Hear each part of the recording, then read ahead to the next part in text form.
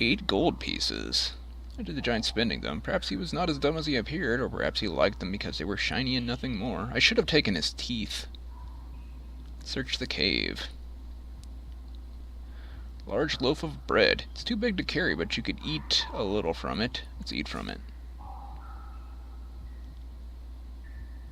But not pleasant. Okay. So, I got out of that one ahead. I should have done something about his teeth. Maybe I could have gotten some more teeth. You crest the rise and continue down the slope. On the other side, you pass through another gigantic gate and into the barren mountainside. We're approaching Dumpus.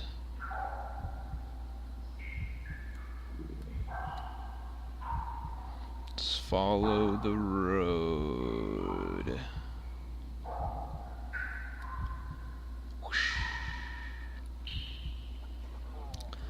Path trips and slides down a steep scree slope and then emerges onto a sudden plain, as if the forest had been scooped away by a gigantic hand, like the one we just saw. A river trickles thinly between short grasses, and by its banks stands a tiny village. Let's go say hi.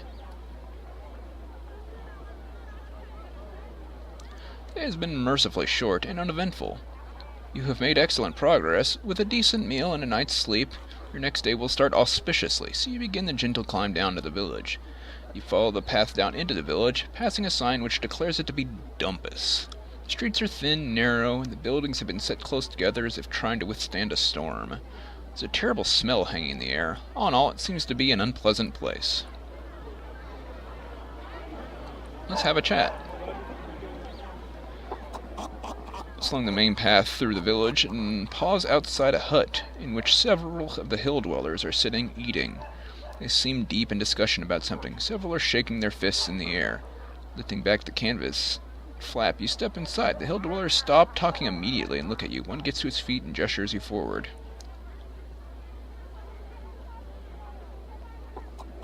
Okay, let's step on over. Step forward, and one of the other dwellers calls something in their native tongue and points at your side, where your sword hangs out, below the hem of your cloak. In broken common tongue, the first man croaks, "No weapons," and indicates a table by the door where you can leave the blade. Okay.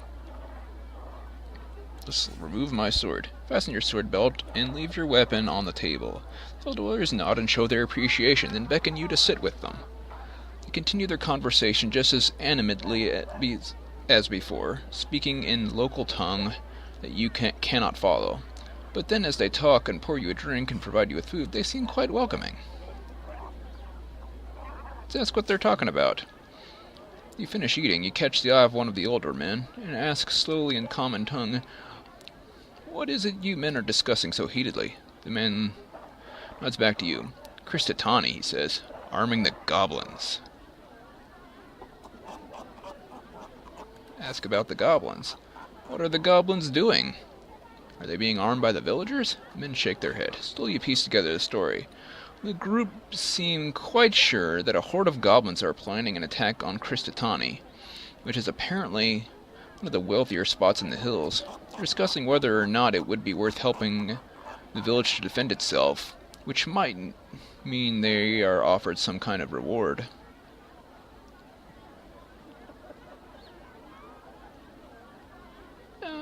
You ought to help them. Christitani does not help us, one of the men points out. They are rich, we are poor. You will place them in your debt.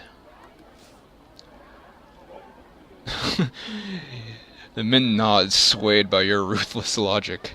How do you fight? One of the men asks you.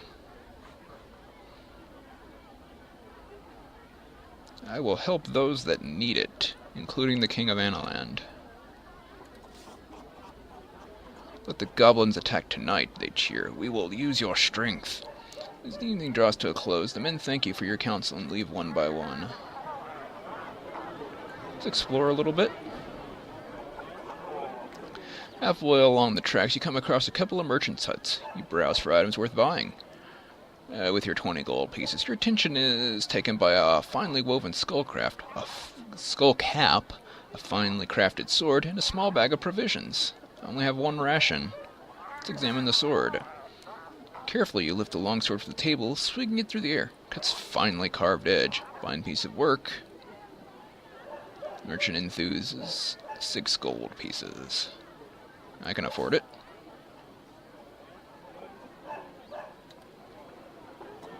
Let's take a look at this. Oh, it's a +2 longsword. My gosh. That music reminds me of Arcanum. A skull cap. So, stolen from a piece of Dadoulé, the merchant declares with pride. A fine piece of work.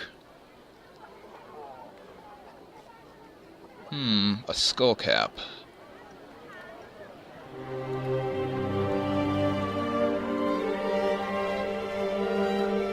Tell. Read the mind. That would be useful. Let's try it on. Let's take it. What about these provisions? 3 days of food for 6 gold pieces. This is really burning through my money. But I'm down to 1 ration. I guess I'll take it. That's enough. Is there any work? A good worker to me. One of my friends needs some digging done. Sure, he would pay you and feed you for it. Digging what? Does it matter? You'll find out. Sure, I'll come along. Let's follow the merchant. I'll dig whatever you need dug for money and food. To a householder, a stout man who's probably incapable of lifting a spade, let alone digging with it. I'm ready to get started, no questions asked. Spade's out back, he replies with a jerk of his thumb. You walk through the man's house to the back garden. The smell is terrible. The job is not just digging a new cesspit, but to dig over the old one. It's going to be several hours work that'll probably take the whole night. I can cast a spell to speed this along. B-I-G.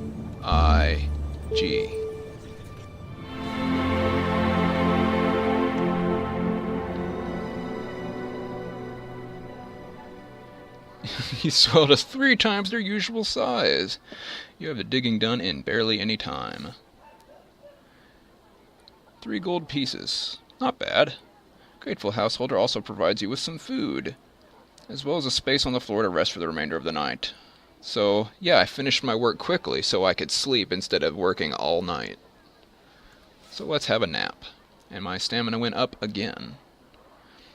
Dream of strange dreams as you sleep. It seems as though you wander through doors and hallways built 10, 20 times your height.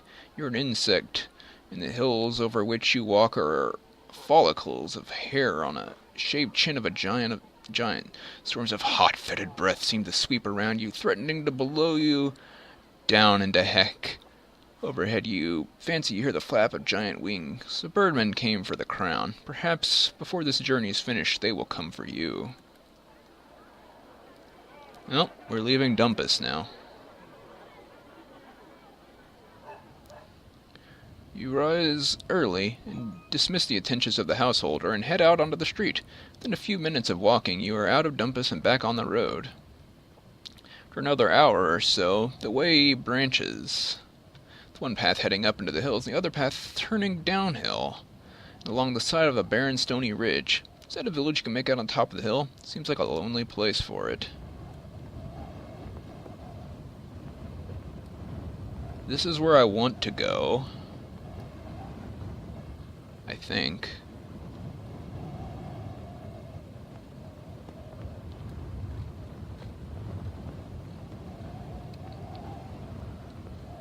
I think I want to go this way. if I remember right, about the fortune that the lady at the beach said. As you follow the meandering path down the side of the hill most of the morning, it's difficult to see the way ahead through the tree line, but you trust the course and eventually the path bursts out onto a narrow stone ledge high above the valley floor. The ledge leads left and right. There is no way forward. Look left. You see that the narrow ledge is formed by a splitting of the rock that leads all the way down to the misty valley floor. There is a path up the other side. It's not clear from here. Let's look right. Look right, you're taken aback, as out of the mist fills the valley an impossibly wide bridge looms into view, as if it only now fallen into place. It is made of planks, thick ropes, and is suspended from this peak to the peak on the other side. Who could have built such a marvel, and how long ago? Let's look at the bridge. Take a moment staring at the bridge. It forms a delicate curve across the valley, swaying slightly in the wandering wind. But the more you look at it, the more it seems too perfect. Could such a bridge possibly exist, or is it a mere illusion, to trick the incautious traveler? Let's move on. Getting to your feet once more, you take a moment to find your balance before moving on. One slip here and you will fall a long way down. Let's ignore the bridge of death. Let's go down here. The bridge seems untrustworthy. Should anything happen while you are halfway across it, there would be no escape. But the last, most final kind. Better to walk. You make your way along the stone ledge. The angle is steep, and it's hard not to stumble. At the valley floor, there's a dried-up river covered in worn stones, hung by water that is now long gone. Small caves open up in the rock face nearby, with rusted machinery abandoned inside. There was mining here once. Must have been a long time ago. Wide a track for carts carrying ore leads up the far slope. Let's investigate the mines. Approach the mine entrance. A wet wind greets you from the depths. The mine shaft must lead somewhere, but it's pitch dark. There are no torches, and you do not have any light of your own.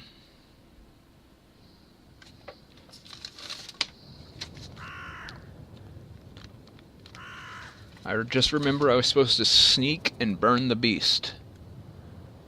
I assumed it was the mines because she said west, and that is due west. But I suppose, like, what is that, a cave there too? This? Would that be someplace I'd need to would that could also be interpreted as the destination? Or maybe in here? I didn't really have an option to sneak in there, though. I just stumbled over the giant. I don't know that I have a spell that would... Do I have a light spell? I have a dark spell.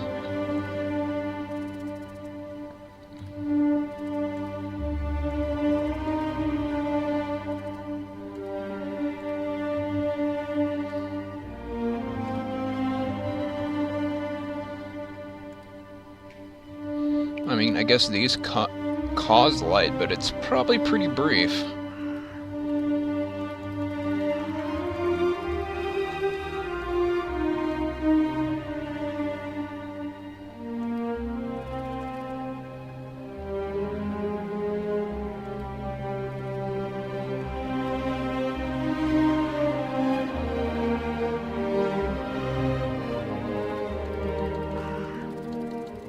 Oh well. I'm gonna go in. Stride further inside until the wet rock is above and the air falls suddenly cold and still. Your breath echoes. Tight, dark places are often fearsome.